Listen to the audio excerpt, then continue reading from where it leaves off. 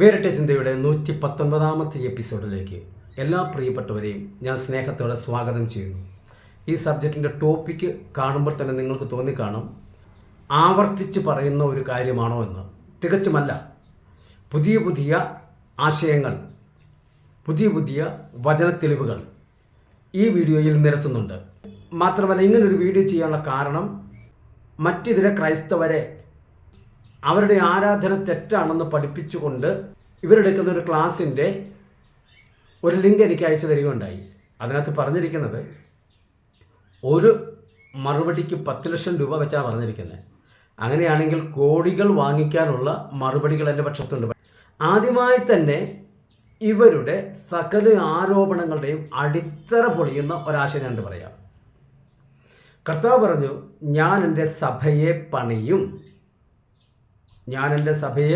പണിയും, പാതാള ഗോപുരം അതിന് ജയിക്കയില്ല. മനസ്സിലാക്കുക, സഭയെ പണിയും. ലേവ്യ പുസ്തകം 23-ാം അധ്യായത്തിൻ്റെ 3-ാമത്തെ വാക്യം മുതൽ പറയുന്നു, അവൻ്റെ വിശുദ്ധ സഭായോഗം കൂടേണ്ടുന്ന ദിവസങ്ങൾ. നമ്മളതിൻ്റെ ആഴങ്ങളിലേക്ക് ഇറങ്ങുന്നുണ്ട്. വിശുദ്ധ സഭായോഗം മനസ്സിലാക്കുക. സഭയില്ലാതെ എങ്ങനെ സഭായോഗം കൂടും? ശബത്തുകാരെ, കർത്താവ് പറയുന്നു, ഞാൻ എൻ്റെ സഭയെ പണിയും. ഇതൊരിക്കൽ കർത്താവ് സഭയെ പണിതിട്ട് ആരോ പൊളിച്ച് തകർത്ത് കളഞ്ഞിട്ട് വീണ്ടും പണിയുന്നൊരു പണിയുടെ കാര്യമല്ല സഹോദരങ്ങളെ പറഞ്ഞിരിക്കുന്നത്. മനസ്സിലാക്കുക. അതുവരെ കർത്താവ് പറയുന്ന ക്രിസ്തുവിൻ്റെ സഭ പണിതിട്ടില്ല, രൂപം കൊണ്ടിട്ടില്ല. ദൈവത്തിൻ്റെ പദ്ധതിയിൽ മാത്രം ഇരിക്കുകയാണ്. അങ്ങനെ സഭയ്ക്ക് രൂപീകരണം കൊടുക്കാതെ, സഭയുടെ അടിസ്ഥാനമായ യേശുവിൻ്റെ ക്രൂശ് മരണം നടക്കാതെ എവിടെ സഭ പണിതു, എവിടെ സഭായോഗം കൂടിയെന്നാണ് നിങ്ങൾ പറയുന്നത്. അങ്ങനെയെങ്കിൽ അവിടെ പറയുന്ന സഭായോഗം, ഈ പദം ഞങ്ങളുടെ എല്ലാവരുടെ ബൈബിളിലുണ്ട്, ഞങ്ങൾ വായിച്ചിട്ടുമുണ്ട്, പഠിച്ചിട്ടുമുണ്ട്. ഈ പറയപ്പെടുന്ന സഭായോഗം എന്താണെന്നാണ് മനസ്സിലാക്കേണ്ടത്. നിങ്ങൾ പറയുന്ന ആരാധനയാണ് ഈ സഭായോഗം എങ്കിൽ ഏത് സഭയായിരുന്നു നിങ്ങൾക്കൊന്ന് പറയാമോ? ഇപ്പോഴുള്ളത് ക്രിസ്തുവിൻ്റെ സഭയാണ്. അതുകൊണ്ടാണ് അവൻ തൻ്റെ സഭയെ ചേർക്കാൻ വരുമെന്നും എഫെസ്യ ലേഖനത്തിൽ ഉടനീളം പറയുന്നു, ക്രിസ്തു തൻ്റെ സഭയെ സ്നേഹിച്ചതുപോലെ. കൊരിന്ത്യർക്കെഴുതിയ ലേഖനത്തിൽ പറയുന്നു, ക്രിസ്തുവിൻ്റെ നിർമ്മല മണവാട്ടിയായി. അത് സഭ തന്നെയാണെന്നുള്ള അറിയാം. അതുകൊണ്ടാണ് എഫെസ്യർക്കെഴുതിയ ലേഖനത്തിൽ അങ്ങനെ പറഞ്ഞിരിക്കുന്നത്. അപ്പോൾ ഈ ശബത്തുകാരോട് ഞാൻ ചോദിക്കുന്നു, ഇസ്രായേൽ ജനം സഭായോഗം കൂടിയെങ്കിൽ അത് ഏത് സഭയായിരുന്നു നിങ്ങൾക്കൊന്ന് പറയാമോ? മറുപടി തരാമെങ്കിൽ നിങ്ങൾ 10 ലക്ഷമല്ല, ഇവിടെ 10 കോടി ഓഫർ ചെയ്യുന്നത്. ക്രിസ്തുവിൻ്റെ സഭയെന്ന് പറയണം. ക്രിസ്തുവിനെ ചേർക്കാൻ വരുന്നത് തൻ്റെ മണവാട്ടിയാണ്. ആ തൻ്റെ മണവാട്ടി സഭയായിരുന്ന സഭയിലാണ് ഇസ്രായേൽ ജനം അന്ന് കൂടി വന്ന് സഭായോഗം കൂടിയതെന്ന് സമർത്ഥിക്കാമെങ്കിൽ ഈ മറുപടിക്ക് 10 കോടിയാണ് ഞാൻ ഓഫർ ചെയ്യുന്നത്. എവിടുന്ന് തരുമെന്ന് നിങ്ങൾ വിഷയമൊന്നും ആക്കേണ്ട ആവശ്യമില്ല, മറുപടി കൊണ്ടുകൊണ്ട് വന്നാൽ മതി. ഇനി പറയട്ടെ, ഞാൻ എൻ്റെ സഭയെ പണിയും എന്ന് കർത്താവ് പറഞ്ഞത് എപ്പോഴാണ് അതിൻ്റെ ആരംഭം കുറിച്ചത് നിങ്ങൾക്കറിയാമോ?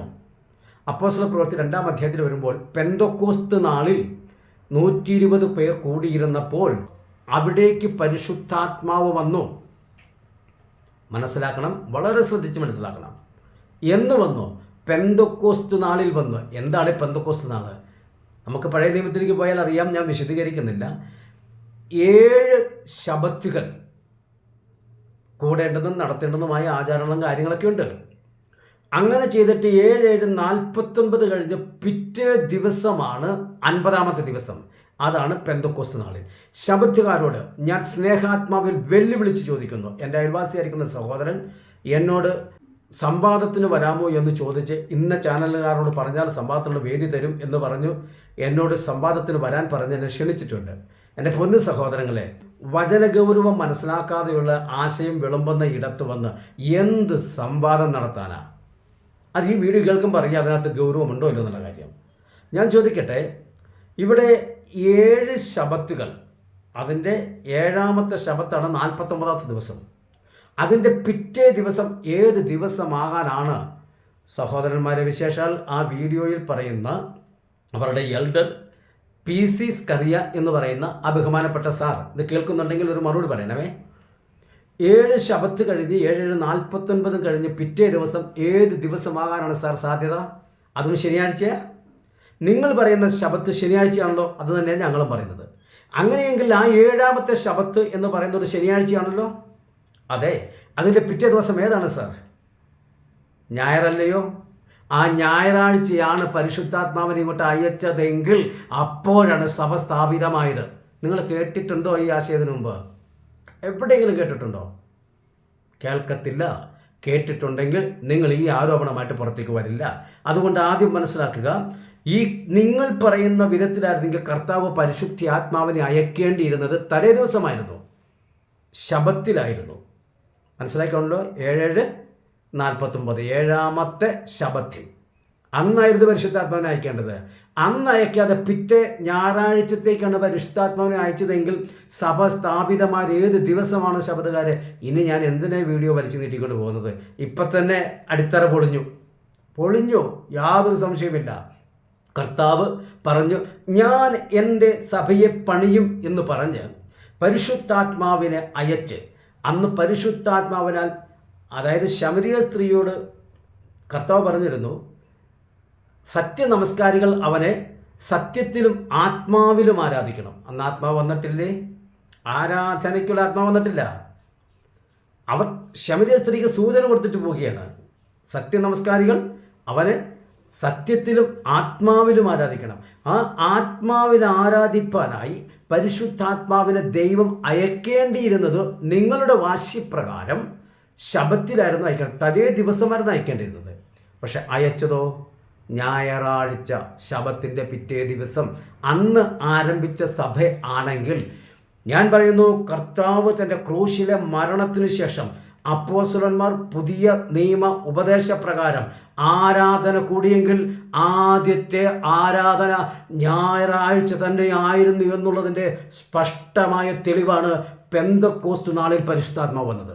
ഇനി ഇവരുടെ ഉപദേശത്തിൻ്റെ അടിത്തറ പൊളിക്കാൻ വേറെ ഒരാശയവും വേണ്ട എങ്കിൽ പണിതാക്കൾക്ക് പഠിക്കാനായി ഞാൻ എൻ്റെ ആശയങ്ങൾ, കർത്താവ് എന്നെ പഠിപ്പിച്ച പഠനങ്ങൾ ഞാൻ മുന്നോട്ട് വയ്ക്കുകയാണ്. അതിന് ഇവരെടുക്കുന്ന ക്ലാസ്സിൽ ഇവർ പറയുന്ന ചില ആശയം കേൾപ്പിച്ചിട്ട് നമുക്കതിലേക്ക് കിടക്കാം. ഇന്നലെ നമ്മൾ ചില കാര്യങ്ങളൊക്കെ ചിന്തിച്ചു അല്ലേ? പ്രത്യേകിച്ചും 3 കാര്യങ്ങൾ. ഒന്ന്, ദൈവം മാറാത്തവൻ. ദൈവം തന്നെ പറയാണ്, യഹോവയായ ഞാൻ മാറാത്തവൻ. നമ്മളതങ്ങ് വിശ്വസിക്കണം. പിന്നെ പറയാണ്, ദൈവവചനം മാറ്റമില്ലാതെ.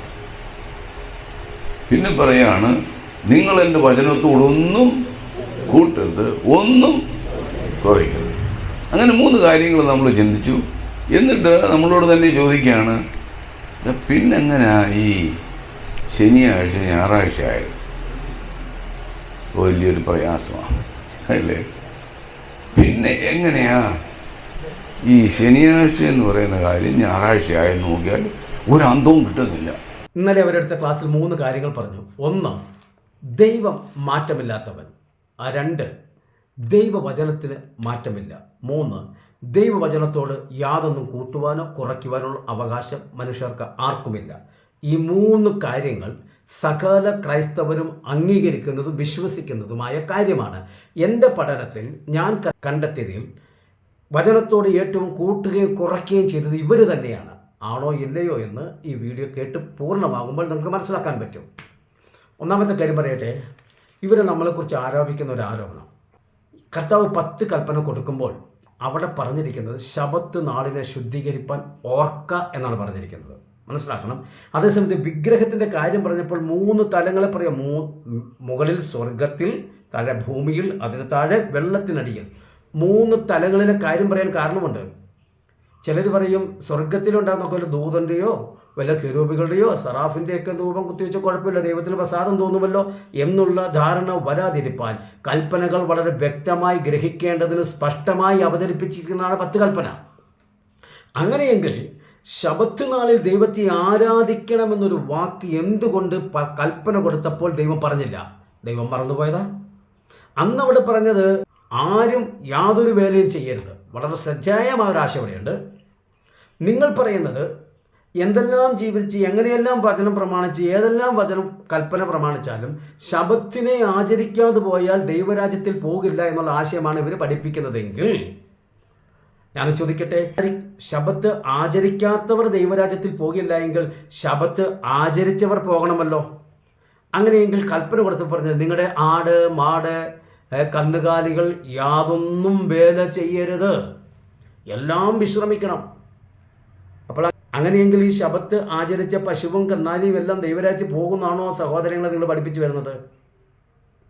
മാത്രമല്ല കന്നുകാലികൾ പോലും അന്ന് വേല ചെയ്യരുതെന്ന് പറഞ്ഞ ദൈവം എന്തുകൊണ്ട് ദൈവജനം വന്ന് ദൈവത്തെ ആരാധിക്കണമെന്ന് പറയാതിരുന്നതിൻ്റെ കാരണം എന്താ? വല്ലതും മനസ്സിലായോ? ആദ്യമായിട്ട് സഹോദരങ്ങളെ, ശബത്ത് എന്നൊരു ദിവസം ദൈവം മാറ്റി നിർത്തിയിരിക്കുന്നത് എന്തിനാണെന്ന് കഴിഞ്ഞ വീഡിയോയിൽ ഞാൻ വളരെ സ്പഷ്ടമായി പറഞ്ഞു. എൻ്റെ വീഡിയോയിൽ കമൻ്റ് എടുത്ത സഹോദരങ്ങൾ ആരും എൻ്റെ വീഡിയോ കേട്ടില്ല, പൂർണ്ണമായി കേട്ടില്ല. അവരത് ശബത്തിനെതിരെ എന്ന് കണ്ടപ്പോൾ ഉടനെ കമൻ്റ് ഇടാനും തുടങ്ങി. അതിനകത്ത് എന്താ പറയുന്നതെന്ന് അവർ മനസ്സിലായില്ല. അതുകൊണ്ട് സഹോദരങ്ങളോട് വീണ്ടും ഞാൻ പറയുന്ന ഈ വീഡിയോയെങ്കിലും നിങ്ങൾ പൂർണ്ണമായി കേട്ട് കാര്യങ്ങൾ മനസ്സിലാക്കുക. നാൾ തോറുമുള്ള ശബത്തിൽ അവർ എങ്ങനെ ദൈവത്തെ ആരാധിക്കണമെന്ന് പറയുന്ന വാക്യം ഞാൻ അങ്ങോട്ട് വായിച്ച് കേൾപ്പിക്കാം. അത് സംഖ്യാപുസ്തകം 28-ാം അധ്യായത്തിൻ്റെ 9-10 വാക്യങ്ങളാണ്. ശബത്ത് നാളിലോ 1 വയസ്സ് പ്രായമുള്ള ഊനമില്ലാത്ത 2 കുഞ്ഞാടിനെയും ഭോജനയാഗത്തിനായി എണ്ണ ചേർത്ത 2 ഇടങ്ങഴി മാവും അതിൻ്റെ പാനീയയാഗവും അർപ്പിക്കണം. നിരന്തര ഹോമയാഗത്തിനും അതിൻ്റെ പാനീയയാഗത്തിന് പുറമെ ഇത് ശബത്ത് തോറുമുള്ള ഹോമയാഗം, അതായത് നിരന്തരമായ ഹോമയാഗത്തിന് പുറമെ ഇത് ശബത്ത് തോറുമുള്ള ഹോമയാഗം. ശബത്ത് തോറും എന്ന് പറഞ്ഞാൽ ശബത്തിൽ നിങ്ങൾ കൂടി വരുമ്പോൾ നാൾ തോറും എല്ലാ ശബത്തുകളിലും നടക്കേണ്ടുന്ന ഹോമയാഗമാണ്. ഇത് നിങ്ങൾ നടത്തുന്നില്ല എങ്കിൽ ദൈവവചനത്തിൽ നിങ്ങൾ കുറവ് വരുത്തിയോ സഹോദരങ്ങളെ?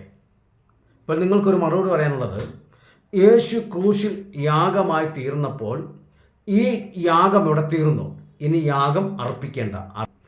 നിങ്ങൾ പറഞ്ഞു വരുന്നതിൻ്റെ അർത്ഥം ഇവിടെ പറയുന്ന ഈ ഹോമയാഗം ഒരു നിഴലായിരുന്നു, അതിൻ്റെ പൊരുൾ ക്രൂശിലെ മരണമായിരുന്നു. അപ്പോൾ പൊരുൾ നിറവേറിക്കഴിഞ്ഞാൽ നിഴലിൻ്റെ ആവശ്യമില്ല. ഇതല്ല നിങ്ങൾ പറയാനുള്ള മറുപടി. നിങ്ങൾ പറഞ്ഞു വരുന്നതും അത് തന്നെയാണ്.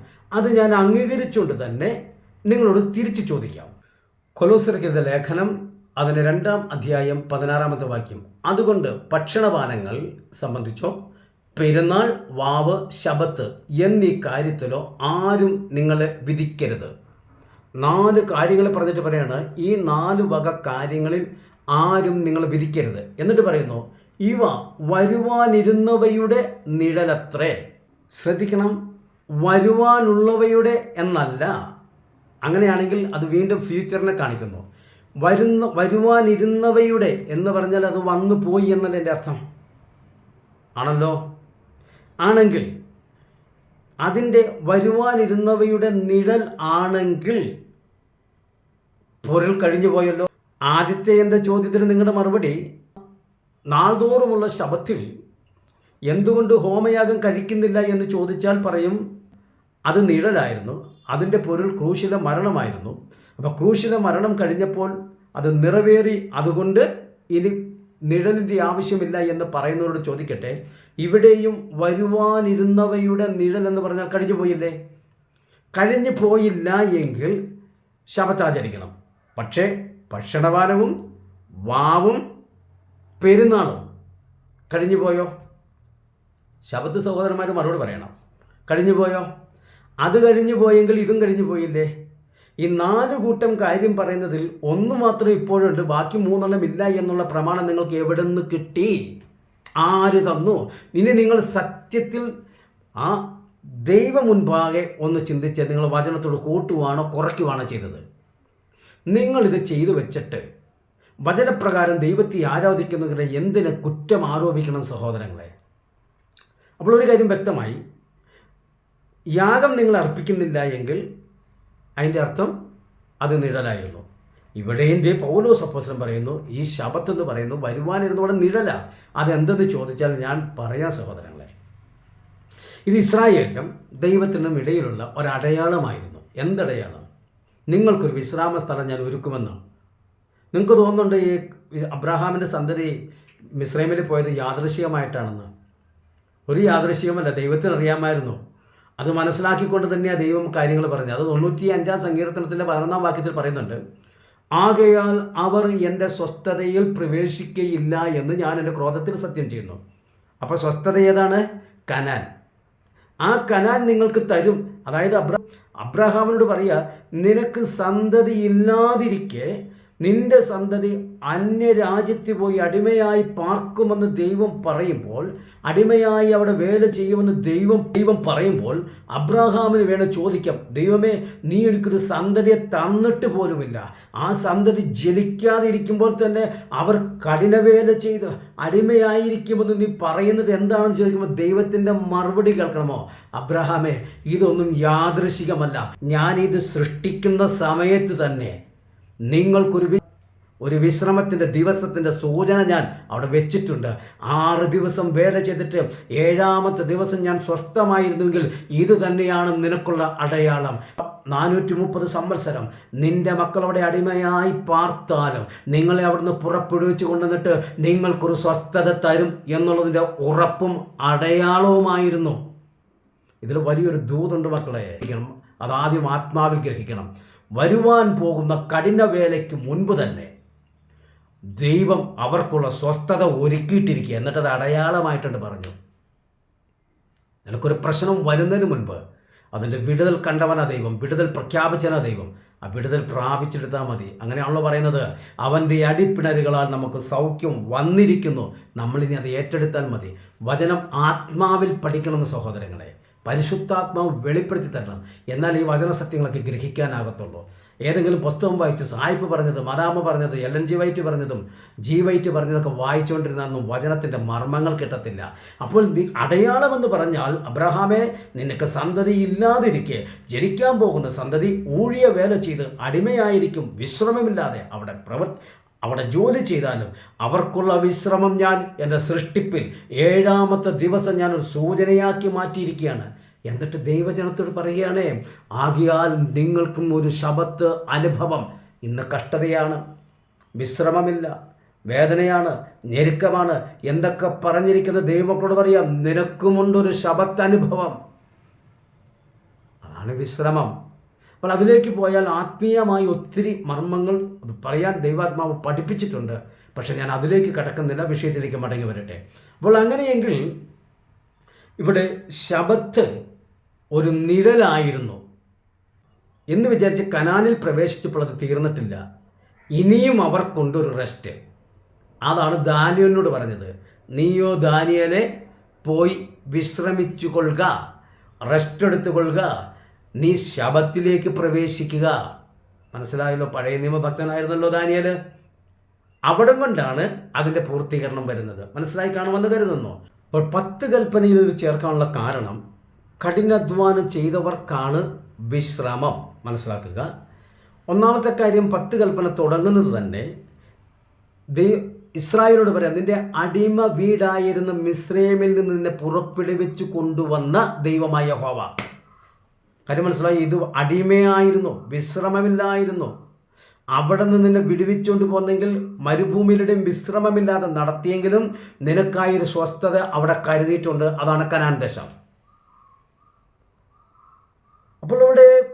അപ്പോൾ ഇവിടെ പറയുന്നത് തന്നെ ഈ 10 കൽപ്പനകൾ അന്ന് അവിടെ പറഞ്ഞിരുന്നതിൻ്റെ പ്രധാനമായ കാരണം, അവർ അടിമ വീടായ മിസ്രൈമിൽ നിന്ന് പുറപ്പെടുവിച്ചു വന്നതാ. ഈ ശബത്തുകാർ എത്ര പേര് അടിമ വീടായിരുന്ന മിസ്രൈമിൽ ആ ജനത്തോടു കൂടി കഷ്ടമനുഭവിച്ച് അവിടെ ഊഴിയവേല ചെയ്തവർ എത്ര പേരുണ്ട് നിങ്ങളുടെ കൂടെ കമൻ്റ് എടുത്ത സഹോദരനോട് ചോദിക്കുക, നിങ്ങളും അവിടെ ആയിരുന്നോ? അപ്പോൾ അവരോട് ബന്ധപ്പെട്ട ചില കാര്യങ്ങളും അതിനകത്തുണ്ടായിരുന്നു. അതാണ് വിശ്രമത്തിൻ്റെ കാര്യം പറഞ്ഞിരിക്കുന്നത്. അപ്പോൾ ഒറ്റ വാക്കിൽ പറയാം, തിരുവചനത്തോട് ഒന്നും കൂട്ടരുത്, കുറയ്ക്കരുത് എന്ന് ഇവിടെ PC സ്കറിയ എന്ന് പറയുന്ന അവരുടെ എൽഡർ പറഞ്ഞിട്ടുണ്ട്. അതുകൊണ്ട് അങ്ങയോട് തന്നെ പറയുകയാണ്, ഇതിൽ നിന്നൊന്നും കുറയ്ക്കരുത്.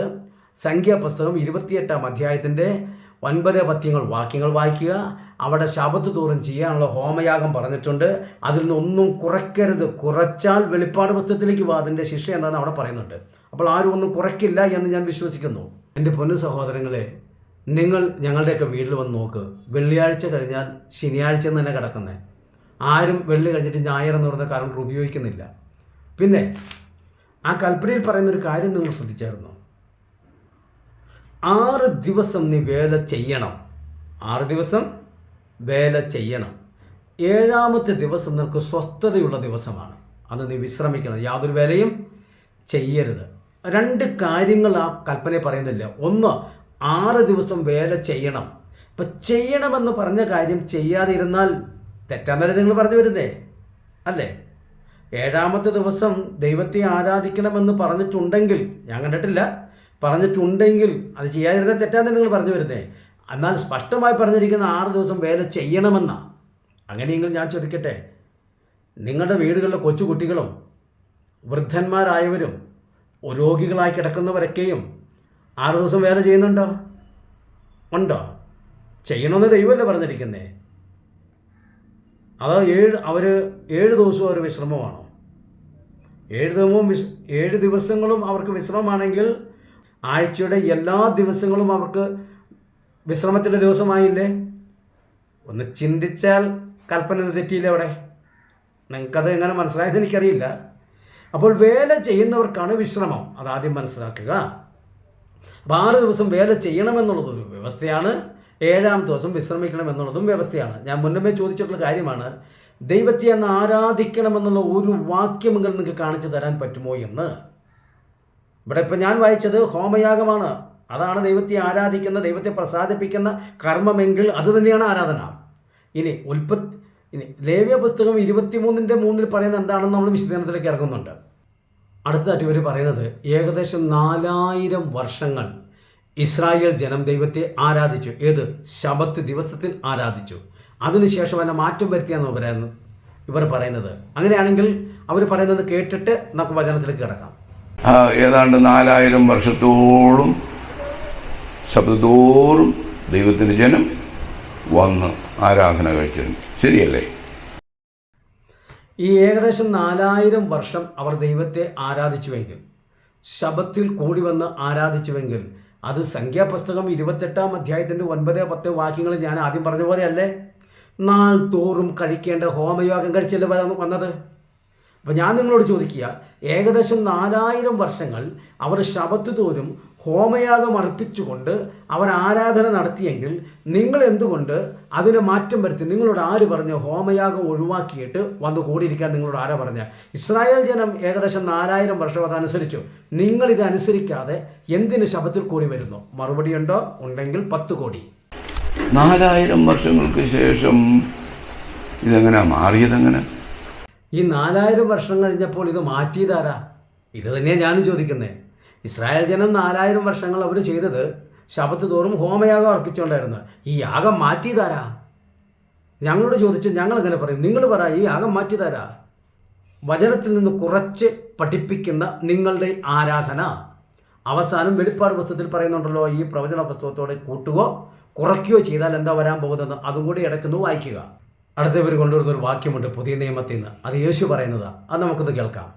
സൃഷ്ടി മാറിക്കൂടാ. അപ്പം അങ്ങനെയാണെന്നതിൽ ആദിയിൽ ദൈവം ശബത്ത് സൃഷ്ടിച്ചു.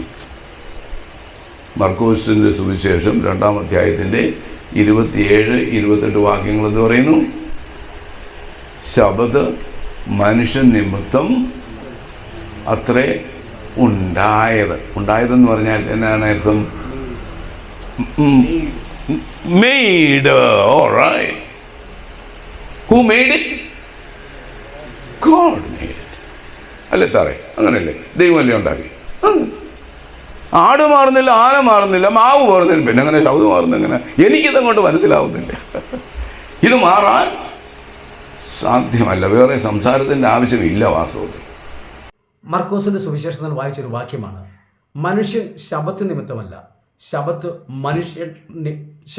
മനുഷ്യൻ നിമിത്തമത്രേ. എന്താണ് ശരിക്കും എൻ്റെ അർത്ഥം? ശരിക്കും ഒന്ന് ഇരുത്തി ചിന്തിച്ച സഹോദരങ്ങളെ. മനുഷ്യൻ ശബത്ത് നിമിത്തമല്ല എന്ന് പറഞ്ഞാൽ മനുഷ്യൻ ശബത്തിനു വേണ്ടി അല്ലാന്ന്. ശബത്ത് മനുഷ്യനുള്ളതാ. ഇത് നമ്മളുടെ വ്യത്യാസം എന്താ? ശരിക്കൊന്ന് ചിന്തിച്ചേ.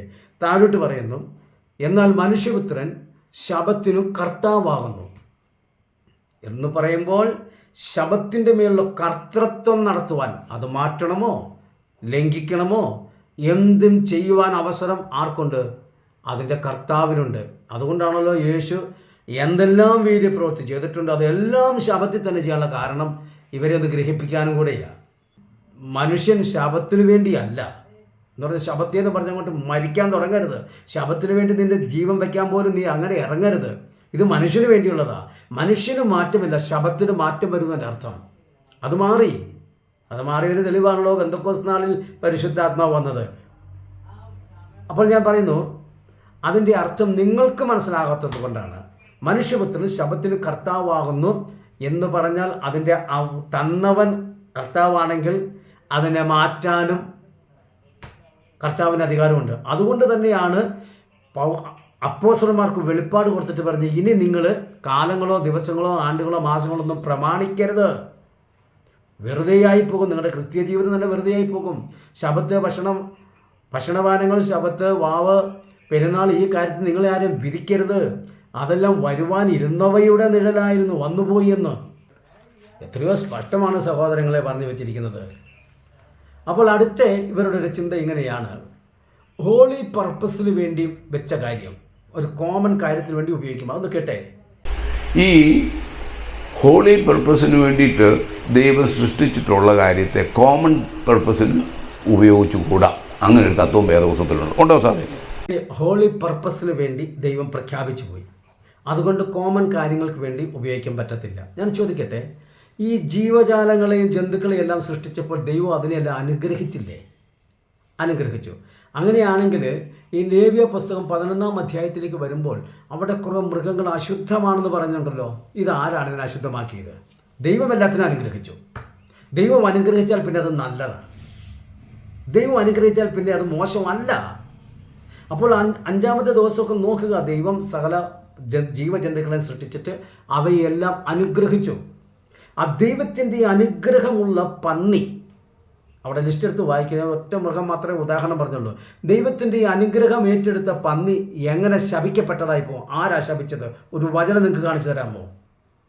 കാണിച്ചു തന്നാൽ ഞാനിതൊക്കെ അംഗീകരിക്കാം.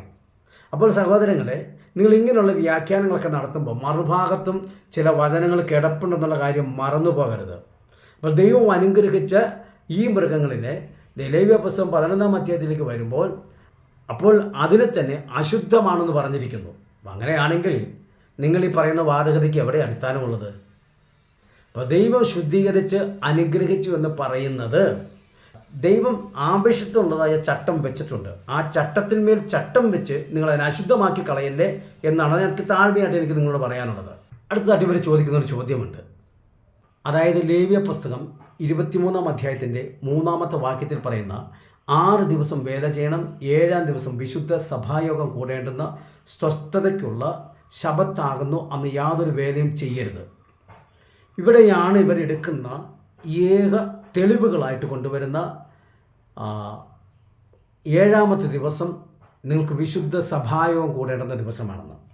അപ്പോൾ ഈ സഭായോഗമാണ് ഇവരുടെ ആരാധനയെന്ന് ഇദ്ദേഹം സമർത്ഥിച്ച് പറഞ്ഞിട്ടുണ്ടല്ലോ. സംശയമുണ്ട്, കേട്ടു നോക്കുക. അങ്ങനെ ദൈവം എന്ത് ചെയ്തു? ശബത്തിനെ സൃഷ്ടിച്ചുണ്ടാക്കി. ഇനി ചോദിക്കാം, ഉത്തരം പറയണം കേട്ടോ. ഞാൻ ചോദിക്കാം, എന്തിനായി ഇതുണ്ടാക്കി? ഈ ശബത്ത് എന്ന് പറയുന്ന ഒരു ദിവസത്തെ എന്തിന് ദൈവം? എല്ലാത്തിനും ഒരു കാരണമുണ്ട് അല്ലേ? ഒരു കാരണമുണ്ട്. മൈക്കുണ്ടാക്കി, എന്തിനാ? അതിന് ഒരു ഉപയോഗമുണ്ട്. പേന ഉണ്ടാക്കി, അതിനൊരു കാരണമുണ്ട്. ശബത്ത് ഉണ്ടാക്കിയതിൻ്റെ കാരണം എന്തുവാ? ദൈവത്തിൻ്റെ കാരണം എന്താ? നമ്മുടെ കാരണമല്ല ചോദിച്ചു. ദൈവത്തിൻ്റെ കാരണം എന്നാ? എന്തിന് ദൈവം ശബത്തുണ്ടാക്കി? വായിക്കാം. ലേവ്യ പുസ്തകം 23-ാമത്തെ അധ്യായത്തിൻ്റെ 3-ാമത്തെ വാക്യം. 6 ദിവസം വേല ചെയ്യണം, 7-ാം ദിവസം വിശുദ്ധ സഭായോഗം കൂടേണ്ടുന്ന സ്വസ്ഥതയ്ക്കുള്ള ശബത്ത്, അന്ന് ഒരു വേലയും ചെയ്യരുത്. ഓക്കെ എന്തിനാ സൃഷ്ടിച്ചെന്ന് ദൈവം പറയാണ്. എടാ, ഞാൻ ചോദിക്കുന്നത്, ദൈവമല്ലേ സൃഷ്ടിച്ചത്? ആ സൃഷ്ടിച്ച ദൈവം പറയാണ്, ഈ കാര്യത്തിന് വേണ്ടിയിട്ട് ഞാനിത് അല്ലേ സാറ് തലകുലയ്ക്ക് സമ്മതിച്ചു, സ്തോത്രം. അത് നമ്മളുള്ള കാര്യമാണ് ചിന്തിക്കുന്നത്, അല്ലേ? സൃഷ്ടിച്ച ദൈവം പറയുകയാണ് എന്തിനായിട്ട് സൃഷ്ടിച്ചു എന്ന് പറയുമ്പോൾ നമുക്കതിന് വേറെ ചോയ്സ് ഒന്നുമില്ല, അല്ലേ? അപ്പൊ എന്താണ്? 6 ദിവസം വേല ചെയ്യണം, 7-ാം ദിവസം വിശുദ്ധ സഭായോഗം ഉണ്ടാക്കണം. അതിൻ്റെ അർത്ഥം എന്താണെന്നറിയാമോ? ചില ആളുകളൊക്കെ പറയാനുണ്ട് നമുക്ക് എല്ലാ ദിവസവും ദൈവത്തെ ആരാധിക്കാമല്ലോ. ഞാനും പറയുന്നത് അതാണല്ലോ, എല്ലാ ദിവസവും ദൈവത്തെ ആരാധിക്കാൻ ഒരു കുഴപ്പമില്ലല്ലോ. നമ്മൾ വീട്ടിലിരുന്ന് ദൈവത്തെ ആരാധിക്കും, രാവിലെ വൈകിട്ട് ഒക്കെ ദൈവത്തെ ആരാധിക്കുന്നു. വലിയ കുഴപ്പമുണ്ട്? ഒരു കുഴപ്പമില്ല, നല്ല കാര്യം. എന്നാൽ ജനം കൂടി വന്ന് ഒരു ദിവസം ആരാധിക്കണമെന്ന് ദൈവത്തിന്റെ പദ്ധതി ആയതുകൊണ്ട് ദൈവം ഒരു ദിവസത്തെ സൃഷ്ടിച്ചു വേർതിരിച്ചിട്ട് എന്താണ് പറയുന്നത്? ഈ ദിവസം നിങ്ങൾ സഭായോഗം ഉണ്ടാകണം. അതാണ് ഇവരുടെ ആരാധന എങ്കിൽ ആ വിശുദ്ധ സഭായോഗം കൂടേണ്ടുന്ന ദിവസങ്ങൾ താഴോട്ട് പറയുന്നുണ്ട്. അതായത് ഇവർ പറയപ്പെടുന്ന ആരാധന കൂടേണ്ടുന്ന ദിവസങ്ങൾ. 5-ാമത്തെ വാക്യം വായിക്കുക. 1-ാം മാസം 14-ാം തീയതി സന്ധ്യാസമയത്ത് യഹോവയുടെ പെസഹ. ആ മാസം 15-ാം തീയതി യഹോവയ്ക്ക് പുളിപ്പില്ലാത്ത അപ്പത്തിൻ്റെ പെരുന്നാൾ. 7 ദിവസം പുളിപ്പില്ലാത്ത അപ്പം തിന്നേണം. 1-ാം ദിവസം നിങ്ങൾക്ക് വിശുദ്ധ സഭായോഗം ഉണ്ടാകണം. അതായത് ഈ പെസഹയുടെ പിറ്റേ ദിവസത്തേക്ക്, അതായത് 15-ാം തീയതി ഇവർ 7 ദിവസത്തേക്കുള്ള പെരുന്നാൾ ആരംഭിക്കുക. ആ ആരംഭത്തിൻ്റെ 1-ാം ദിവസം, അതായത് 15-ാം തീയതി വിശുദ്ധ സഭായോഗം ഉണ്ടാകണം, ആരാധന ഉണ്ടായിരിക്കണം. അങ്ങനെയെങ്കിൽ അത് ഏത് ദിവസമാകാനാണ് സാധ്യത സഹോദരങ്ങളെ? ശബത്ത് അല്ലേ? ശബത്തിലല്ലേ നിങ്ങൾക്ക് ആരാധിക്കാൻ പറ്റത്തുള്ളൂ. അപ്പോൾ വിശുദ്ധ സഭായോഗം കൂടിയത് ഈ 15-ാം തീയതി എന്ന് പറയുന്നത് ശബത്ത് ആണെങ്കിൽ, വീണ്ടും എൻ്റെ 8-ാമത്തെ വാക്യത്തിൽ പറയാണ്, നിങ്ങൾ 7 ദിവസം യഹോവയ്ക്ക് ദഹനയാഗം അർപ്പിക്കണം, 7-ാം ദിവസം വിശുദ്ധ സഭായോഗം. മനസ്സിലാക്കുക, 1-ാമത്തെ ദിവസവും 7-ാമത്തെ ദിവസവും സഭായോഗം കൂടി നിങ്ങളുടെ ഭാഷയിൽ ആരാധന കൂടിയെങ്കിൽ ഇതിലൊത്ത് 1-ാമത്തെ ദിവസമാണോ അത് 7-ാമത്തെ ദിവസമായിരുന്നു ശബത്ത്? രണ്ടുമാകാൻ പാടില്ല. 1-ാമത്തെ ദിവസം ശബത്തായിരുന്നുവെങ്കിൽ സ്വാഭാവികമായും അടുത്ത 8-ാമത്തെ ദിവസമാണ് ശബത്ത് വരേണ്ടത്. ഒന്ന് എണ്ണി നോക്കിക്കേ, ശരിയാണോ എന്ന്. 1-ാമത്തെ ദിവസം ശബത്താണെങ്കിൽ പിന്നെ 8-ാമത്തെ ദിവസമേ അടുത്ത ശബത്ത് വരത്തുള്ളൂ. പക്ഷെ ഇവിടെ 7-ാമത്തെ ദിവസമാണ് കൂടിയത്. അപ്പോൾ അങ്ങനെയാണെങ്കിൽ അത് വെള്ളിയാഴ്ച ആരാധന കൂടിയത് അല്ലേ? അപ്പം നിങ്ങളുടെ അവകാശവാദത്തിൽ തന്നെ ഇത് ശനിയാഴ്ചയും വെള്ളിയാഴ്ചയും സഭായോഗം കൂടി. അപ്പോൾ അങ്ങനെയാണെങ്കിൽ സഭായോഗത്തിന് വേണ്ടി മാത്രം ദൈവം ഒരു ദിവസം മാറ്റി വെച്ചിരിക്കുന്നു പറഞ്ഞിട്ട് ദൈവം എന്താ ജനത്തോട് പറഞ്ഞത്? ശനിയാഴ്ച മാത്രമേ നിങ്ങൾ കൂടാവുള്ളൂ എന്ന് പറഞ്ഞിട്ട് പറയുകയാണ് 1-ാം ദിവസം കൂടിയിട്ട് പിന്നെ നിങ്ങൾ 7-ാമത്തെ ദിവസവും കൂടണം. 1-ാം ദിവസം എന്ന് പറയുന്നത് ശനിയാഴ്ചയാണല്ലോ. ആ ശനി മുതലുണ്ട് എണ്ണ്, പിന്നെ അടുത്ത ശനിക്ക് 8-ാമത്തെ ദിവസമേ പറ്റത്തുള്ളൂ. നിങ്ങൾക്ക് ഉപദേശം തന്നു എന്ന് പറയുന്ന ദൈവത്തിന് ഇതൊന്നും അറിയത്തില്ലായിരുന്നോ? കലണ്ടറൊന്നും അറിയത്തില്ലായിരുന്നോ? മാത്രമല്ല, ശ്രദ്ധിച്ച് വായിച്ചോണം, അവിടെ മുതൽ നിങ്ങൾ 7 ശബത്ത് എണ്ണണം. അതായത് 1-ാമത്തെ ശബത്ത് ശനിയാഴ്ചയാണല്ലോ. ആ ശബത്ത് എണ്ണി 7 ശബത്തുകൾ നിങ്ങൾ വിശുദ്ധ സഭായോഗം കൂടിയിട്ട് അതിൻ്റെ 16-ാമത്തെ വാക്യം, 7-ാമത്തെ ശബത്തിൻ്റെ പിറ്റേ നാൾ വരെ 50 ദിവസം എണ്ണി യഹോവയ്ക്ക് പുതിയ ധാന്യം കൊണ്ട് ഭോജനയാഗം അർപ്പിക്കണം.